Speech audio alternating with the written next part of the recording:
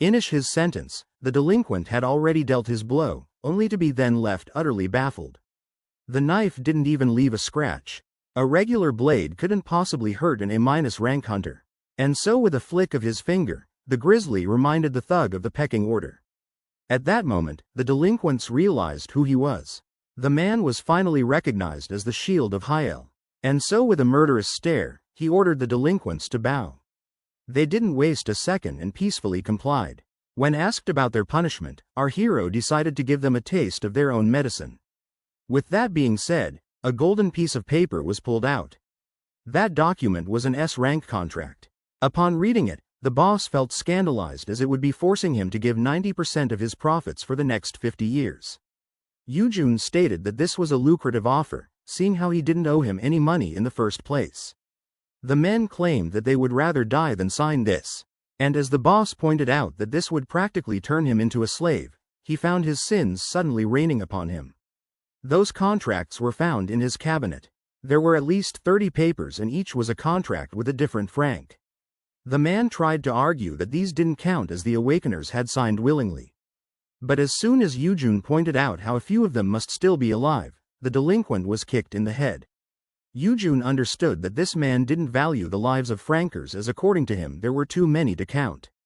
In his eyes, they were expendable. The infuriated hero affirmed to them that they were toying with human lives. He wanted to give them a taste of their own scam so they could know how heavy their sins truly were. As Eugene pointed out how they all deserved to rot inside an A-rank dungeon, one of the men tried to negotiate with him, claiming that a decade was too long for a punishment. With that, our hero felt satisfied. They were starting to see how wrong they were. Thus, they should have no problem atoning for their crimes. And with that being said, the thugs were taken away.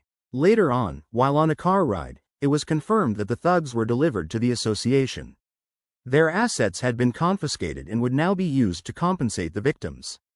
The underfed one, then his friend, Eugene, explained to Wu that he didn't need to thank him. After all, he was going to use him to make himself rich. But the man insisted that his life had been saved twice by his friend already. Mew affirmed that he would have met a gruesome end if he hadn't met our protagonist. And before he could even realize it, the protagonist found himself getting hugged by a hobo. With that being said, Eugene, who was pretty tired, tried to get his friend off of him and urged the bodyguard to help him. Apparently, our heroes rushed to the HR department. And after whining like a child, Eugene was able to convince the director to give him a dorm as the new legal guardian of Uramo. The room in question was spacious and simply magnificent. And while the skinny one was left totally amazed, our twink explained how it had 4 bedrooms. As Mangu brought up how he would be living here until his training was over, our hero asked him if he knew how to clean and cook. So he claimed that his skills were limited. It was then revealed that non-guild members could only stay here as housekeepers, which is why he would need Mangu to pretend to be one. Our protagonist showed the homeless man that he didn't actually have to work. In fact, this was just a temporary solution until he could get back on his feet. And with that being said, the crybaby homeless man rushed to hug his friend once again. As soon as he got into bed, Mangu fell asleep. Eugene, who was at first thinking how his friend must be tired, found himself quickly weirded out as he mumbled in his sleep about how he wanted to have a bath with him. With that being said, he rushed to get his stuff from his brother's place while wondering about his reaction upon learning that he had moved out, only to then stumble upon a giant grizzly bear at the door. The bunny started to panic, thinking that he was about to play the trapped Rapunzel once again. His bodyguard affirmed that it wasn't like that and urged him to come with him. Sometime later, at a trendy restaurant, the server who was welcoming entering customers was quickly startled upon realizing who was at the door. Sankan asked him if he knew Minnie Kim. The server affirmed that they had been informed of everything and guided the 2 gentlemen to the table that had been reserved for them. Our heroes were so out of place that customers thought they were gangsters. A little later, the best dishes of the restaurant were laid in front of them. The server asked them to call him if they needed anything before finally taking his leave. Yujun didn't understand why the middle-aged man took him to such a youthful place. Only then were they reminded that he was still young in his timeline and that this place had been recommended by a colleague of Sun who was the same age. Yujun felt completely awkward as the man kept a straight face while listening to what is known as white girl music. Our hero then asked the man why he wanted to see him. Sunken took the bottle from him and decided to pour him the first cup out of respect. The man simply wanted to apologize. Yet his apology felt more like an insult as he pointed out how he had mistaken our hero for a leech sucking on Eugene.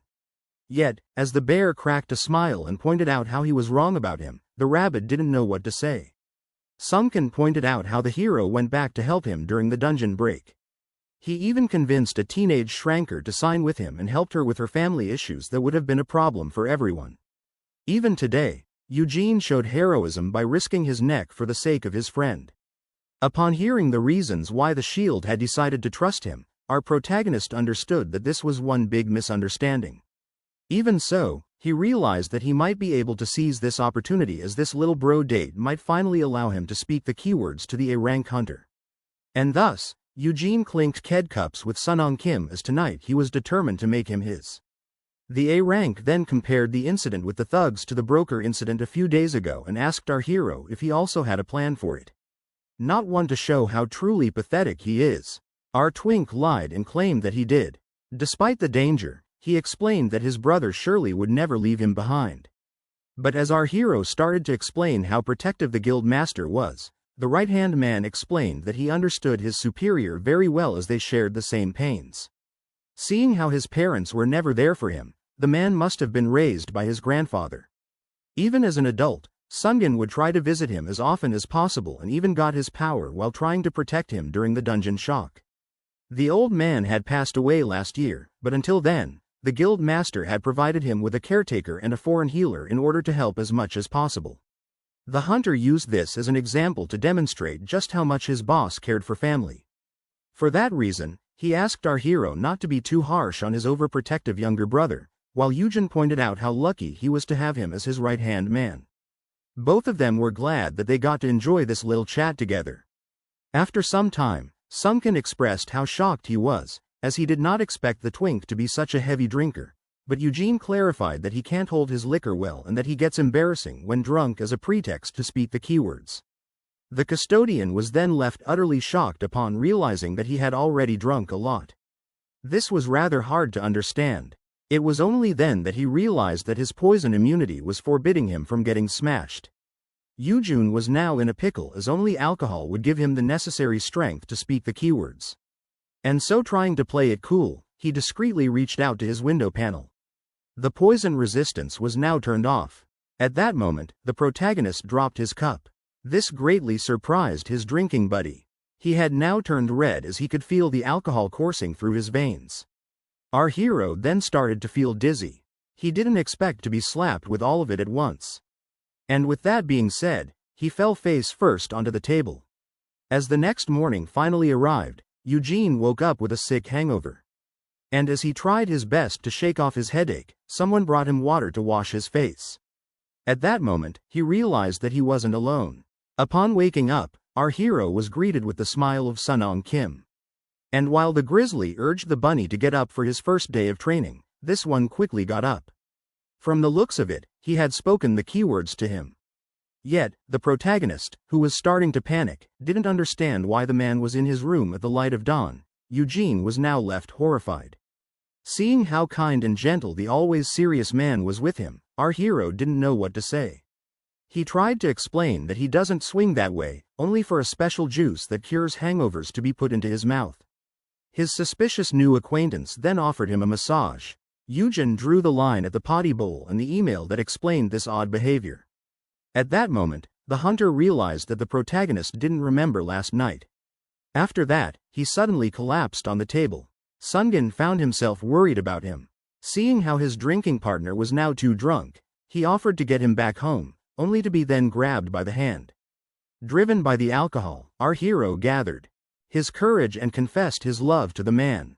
The grizzly bear was left utterly confused as the rabbit repeated the same words over and over again. Sun didn't know what to say. Upon learning that he had confessed to him 30 times last night, our hero apologized from the bottom of his heart, but to his utmost shock, it turned out that the man liked it. Back then, when he tried to get him back up, Sun realized that this was the embarrassing drunk behavior that Eugene spoke of. Thus, as he repeated the same words again and again, the grizzly started to recall a tender past. Back then, his grandfather would also get wasted, and as he tried to pick him up, he would always tell him how much he loved him. The grandfather asked his grandson to pay no mind to those who gossiped about his parents not wanting him. As far as he was concerned, he was the greatest young man in the world. Every time the man got drunk, he would repeat the same words. And while the grandfather affirmed his love to his grandson, the boy would try to tuck him into bed. Thus, as the protagonist reminded Sagong Kim of his grandfather, the system considered this a response and took him under our hero's wing. But upon hearing this story, Eugene was particularly intrigued. In the eyes of his bodyguard, he reminded him of his old man. The hero felt disappointed as he was still in his 20s. So, his friend explained that despite how strange it sounded, he gave him a feeling of safety and comfort that was only given to him by his grandfather. The man acknowledged his behavior to be weird and promised not to act like that with anyone else. Yet, he asked the protagonist for permission to come and visit him often as a way to pay tribute to his deceased grandfather. Upon recalling how the A-rank hunter was raised by his grandfather, he realized that he was practically his caretaker, and it allowed him to understand something about his skill, perfect custodian. The L-rank skill must use the keywords to remind the target of someone they hold dear and pass on their aura to our time traveler. This made sense as the S-rank and the homeless man were treating him like a dear parent, and the effect on Yuo must be stronger as he practically raised him. With that, the protagonist could only come up with one conclusion that stuck in his mind all morning. As soon as the A-rank hunter left, Young clung to our hero and asked why the scary man was here in the first place. At that moment, the ice witch barged in, happy to learn that her caretaker was now in the neighboring dorm, only to then stumble upon her legal guardian getting cuddled by some unknown homeless man. Yuan tried to intervene, but Yuan reassured her that Moing was a friend. Our hero realized that each time he took custody of someone, he was in fact putting them under a powerful hypnosis that not even Shranks could resist. This made him wonder why he had gotten such a skill in the first place. At that moment, he was reminded of his poison resistance, as it was still turned off. Some days had passed since then. From the looks of it, the housekeeper had greatly improved his cooking skills. Eugene stated that he didn't have to do that much, but the man affirmed that this was the least he could do for him, which the ice witch agreed with. She tried to hide the fact that she liked the food while claiming that he needed to do much more, as not even she got to share a dorm with her caretaker. When asked about the A-rank hunter who hadn't shown his face for a few days, Eugene explained how he went raiding with his younger brother. And as he pointed out how the teenager would soon join them and become a celebrity, she started to brag about how she would soon become a billionaire. The Shrank deployed her power as she got overexcited while pointing out how she would buy a mansion just for her and her caretaker away from the homeless man. So the custodian asked the two of them to be nicer to each other. After all, they would be going to boot camp together. Just as the child was about to throw a tantrum, our twink rushed to get the door. As soon as he opened it, Eugene was surprised to see the HR director in front of him, who pointed out that their hunter orientation training would take place today. The director explained that since their theory and structure class was late, he had to pick them up himself. Seeing this, they would be proceeding with the practical test first.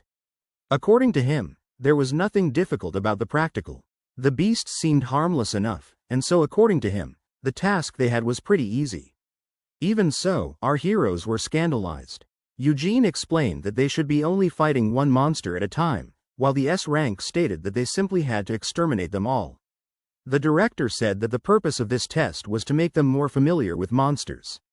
According to him, getting attacked by a swarm of rats was the best way to gain experience. Without even giving it a second thought, the teenager charged into action in order to wipe out the enemies. In the space of a second, she managed to take out 3 monsters using her spear, but according to our protagonist, she started to enjoy herself after switching to her destructive magic. Urim then asked her custodian if the meat of the beast was delicious, so he reminded her that she wasn't a barbecue worker anymore. Meanwhile, in the control room, there was no doubt left regarding Urim being an elite hunter. Even as a beginner, her stats seemed to be off the charts. As soon as the lady arrived, she pointed out that the director might be overdoing it for the practical test. So Eugene explained that there was nothing to worry about. After all, the S-rank was having the time of her life and didn't seem to want to share her toys with the Franks. Yet underneath the pile of corpses that was turned into a Christmas tree, one monster that was very much alive had managed to get away. The creature immediately launched itself at the housekeeper. Our hero urged his friend to defend himself using his spear, only for the man to drop his weapon out of cowardice. Young Woo then started to run for his life. He found himself unable to take the pressure, and to his utmost horror, the monster was slowly closing the distance. But as soon as the creature launched itself, Yujin intervened just in time to get his friend out of harm's way. Our hero then firmly advised his friend to never abandon his weapon again. He then proceeded to explain that these creatures were frank monsters known as fang moles who had really bad eyesight and only ran forward. In other words, it was easy to make them charge at the tip of the spear to kill them. Back in the control room, the director explained that one of the reasons he proceeded with the special training was the protagonist himself. He simply wanted to see the extent of his abilities, as the young man seemed like a walking encyclopedia on monsters and dungeons. Aside from his knowledge, the contract that he had signed with the teenage Frank Hunter was a powerful card up his sleeve, making him a subject of interest. As Eugene explained that despite being in Frank, he could handle that much. Young Luan pointed out how courageous he was. He compared his fearlessness to that of an experienced hunter, making our hero realize that he had messed up. Killing the monster might reveal that he was no beginner. So he decided to act like one in order to keep his cover and join his friend in his misery. With that being said, he tossed his weapon away and started to pretend as if he was also terrified of the mole. Upon seeing this, the director started to think that he might be overestimating the custodian. After a short time, the training finally ended. And while the Frankers were worn out, the S-rank felt happy as she got to exercise the skills that she had finally mastered. Seeing that it was the injured one carrying Yongwoo, it didn't take a genius to figure out that he was no fighter. Yer started to claim she was better than him, so the custodian urged her to cut it out already. At that moment, the director came to congratulate the 3 new recruits. According to him, they were able to survive the basic test. Director so praised the girl for her performance, but criticized the Franks for how pathetic they were, which genuinely angered our hero. It was then explained that the 3 of them would start learning theory the next day under the care of Professor Hyun Sok. The instructor introduced herself to her 3 new students. And while the teenager found her rather young to be a professor, the protagonist immediately recognized her. That lady was a genius who went to the USA and discovered countless dungeon principles, making her the #1 dungeon researcher and earning her the sick nickname of Dr. White. As the professor pointed out, not many knew her by her nickname. He realized that she wasn't famous yet. She then pointed out how Eugene seemed very knowledgeable about dungeons, just like her uncle, a director, had said he would be. At that moment, it finally clicked. After realizing that the director and the instructor were both Suk, he realized that they were related, but the director confirmed that this wasn't nepotism. Hyun then explained how she would be working with the guild for a while as a researcher and how she looked forward to working with them. At that moment, our hero had high hopes as he might have finally gotten himself a love interest. But little did he know, he was too much of a hopeless case. Meanwhile, inside a dungeon, Yo Huan and his team finally managed to take down the beast. The guild pointed out how this creature was a tough opponent and how they would have been toasted if their boss wasn't immune to fire damage. Yet, there was still one matter to attend to. As the child of the beast was still alive on the first day, the dungeon gates appeared on Earth. The reaction of today's civilization toward it was similar to that of a primitive ancestor in the face of fire. It came at the apex of fascination and fear. If not dealt with in time, the monsters inside the dungeon would overpopulate and storm out of the gate into our realm. Such events were known as dungeon breaks, with the first ever recorded being named the Dungeon Shock. Yet, horror mixed with an array of hope as some people around the world started to gain abilities. The mana stones discovered from this incident permitted a great outbreak in the field of modern science, as they were perfect for crafting advanced tools and energy sources. As for those who awakened, they became known as hunters, with most of them today entering public or private guilds. It was then explained how most S-rankers in Korea were part of giant guilds that were backed by big corporations. What an educative lesson for our time traveler. It was considered a great reminder in his eyes. The professor then explained that hunters get ranked based on their stats and powers. Our hero couldn't help but find his instructor great at her job.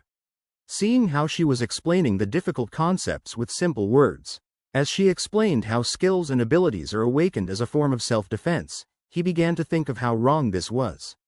He even started to recall how a certain E-rank hunter, due to her affinity with moles, was able to gain grass-based powers.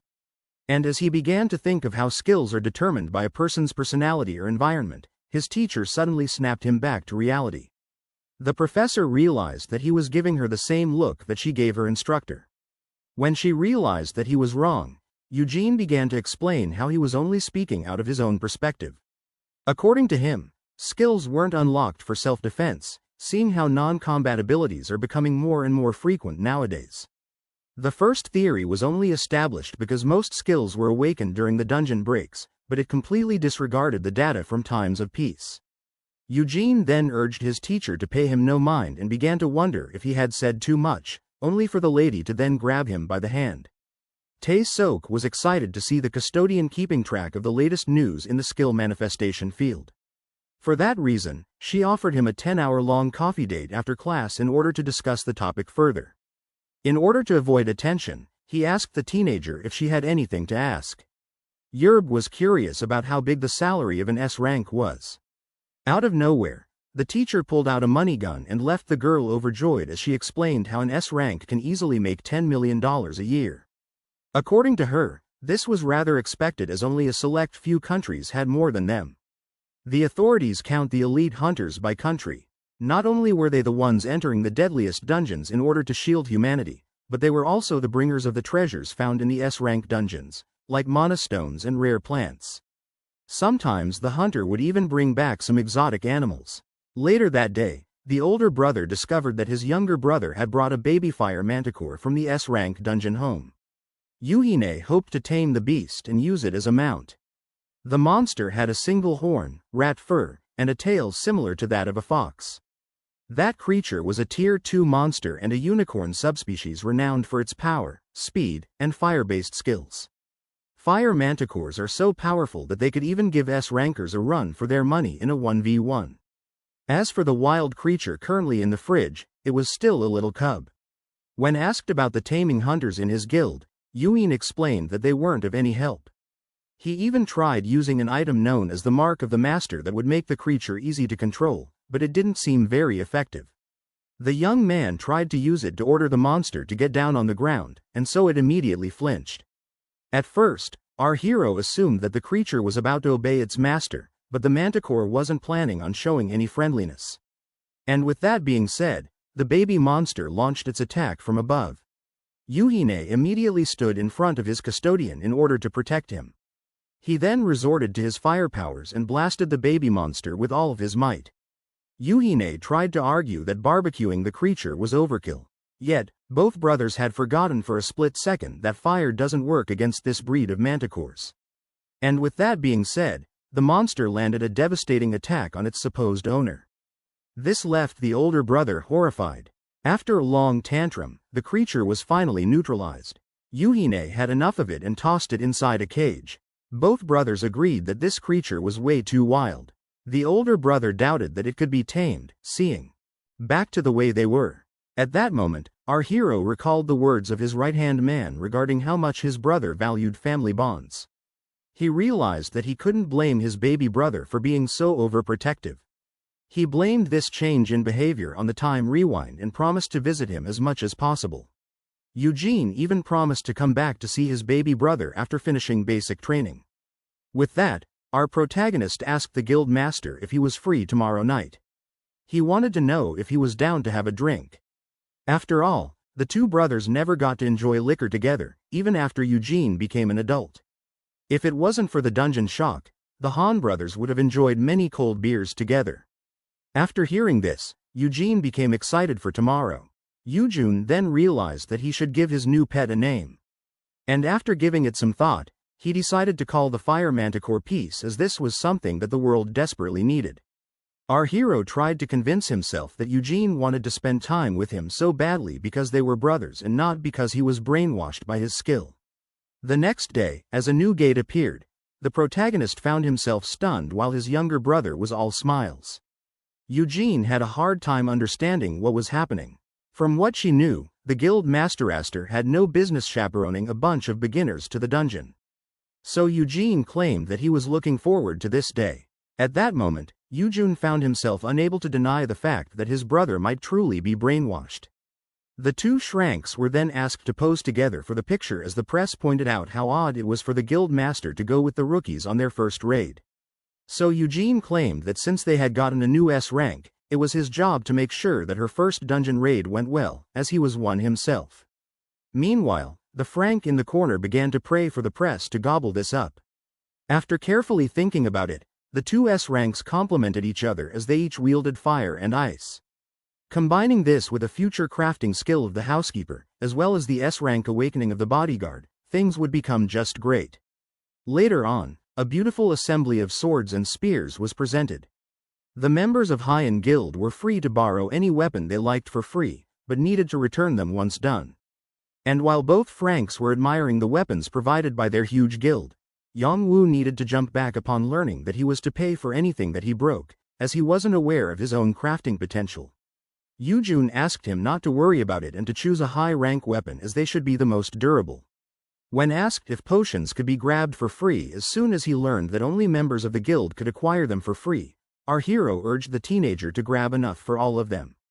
Urim then pulled out a disgusting-looking axe and asked her caretaker to help her pick one.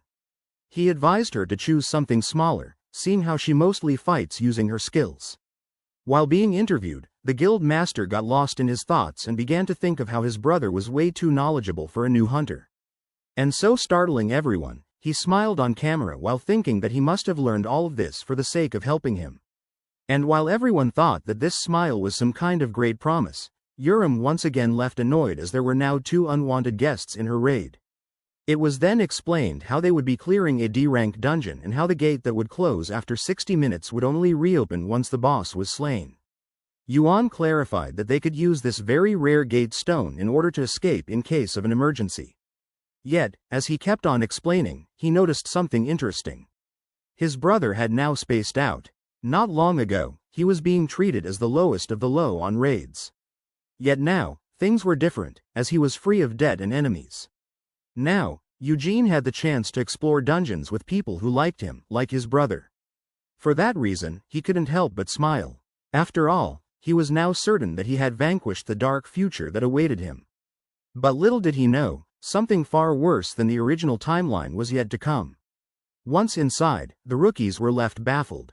It was their first time being inside a dungeon. And while Urim was taken away by the beauty of the landscape, the guild master reminded her that they weren't here on a school trip. He then urged her to stand back before launching a powerful fire slash. The girl was left stunned, and before she could even realize it, Eugene had completely obliterated the area, leaving a clear view. She even started to scream at him for doing something so careless. And while she continued rambling on, her custodian pointed her to the dead monsters that were concealed in the grass. It was a rule to let the strongest on the team be the one to clear the path ahead, as no one knows what awaits them. In dungeons, Eugene pointed out how this was basic knowledge that should have been acquired in theory class. Urim, the bad student of the bunch, explained that she couldn't do anything because of her lack of AoE attacks. Her lack of concentration and focus in class was further pointed out as she didn't know how leveling up provides new skills. It was then revealed how after leveling up about 10 times, one could acquire a new power. And while the girl couldn't possibly predict what ability she could unlock, her custodian had the ability to select one for her. His goal was to let her acquire Pale Rain, as it was one of her signature moves back in the original timeline. And just like that, he was able to meddle with the settings, allowing him to put her on the route to unlock this very skill. Eugene revealed his gut feeling that the girl would unlock an AoE skill. But his brother affirmed that it wasn't that simple, as Shranks needed way more express to level up than F-rankers, making this impossible even if she wiped out the dungeon alone. Out of nowhere, the guild master pointed out how the rookie should simply mind her business while he assists his brother. And just like that, it erupted. At first, our hero patiently tried to reason with the two supposedly grown hunters in front of him. But in the end, he couldn't take it any longer and decided to treat them like the children they were. Each of them blamed the other for the dispute. So, Eugene screamed that they didn't need such things on their raid. He then asked each of them what their role was here. So, the guild master pointed out how he was a chaperone, and the girl explained how she was here, too, for that. And so, he ordered them to stick to their respective tasks, as even as in Frank, he had to struggle a lot in order to level up. Yujun even threatened to abandon both of them if they didn't at least pretend to be good friends in front of the camera. And with that being said, the two of them finally came to an agreement. Urim and Eugene decided to be on good terms from now on. And so, as the two titans shook hands in the friendliest of ways, Eugene felt glad that everything had been settled. Eugene asked the Safrankers to stay wary and help him and Young Woo reach level 10. At that moment, the two of them had the same idea. Our hero's two most powerful brainwashed slaves started to argue among themselves about who was to carry him to level 10. At that moment, it became clear to the protagonist that these two could never work together. Meanwhile, elsewhere, someone was able to detect that the time rewinder had finally entered a dungeon. The mysterious group rushed to locate which exact dungeon he had entered. They were short on time as they could only exert their power while our protagonist was raiding. They had been searching for him for a long time. A little later inside the dungeon, while all the beasts were peacefully minding their business, an intrigued goat looked up into the sky, only to then witness his peers getting slain by an underage girl with a spear while committing such a butchery. She didn't even break a sweat. The Ice Witch wanted to freeze all of them in order to give the custodian the chance to land the final blow. Only then was she reminded that ice was hard to pierce through. According to Yohien, his brother was better off sinking his spear into a well-cooked piece of lamb. And with that being said, the frozen and burnt corpses kept piling up. This greatly stunned Mong Wu. As for Yujijin, he rushed to collect the mana stones as unlike the well-pampered Safrankers, these things were still valuable to him. Our hero then invited his friend to come and farm the goats with him. Mong Wu asked our protagonist if he would get something nice upon leveling up. Eugene reassured him that he would. But upon checking the stats of his friend, it was revealed that on top of needing to reach level 10, he also had to meet a certain condition. But upon taking a look at the requirement in question, the custodian found something that left him stunned. This was rather unexpected. In the requirement description, the letter O was replaced with P in the word collect. Like that, the housekeeper finally reached level 10, yet was left utterly disappointed as he didn't get any new skills. Even in the original timeline, the system was something mysterious in the eyes of humanity. Yet, many considered it to be a gift from the divine. At that moment, the fire and ice still urged the Frankers to hurry up while being curious about how much exposed had gotten. Eugene explained that he was wrapping things up. Only then did he receive an odd message. Weird notifications kept popping up in his status window. He was particularly intrigued as one of the messages was apologizing to him, and before he could even realize it, he found the startled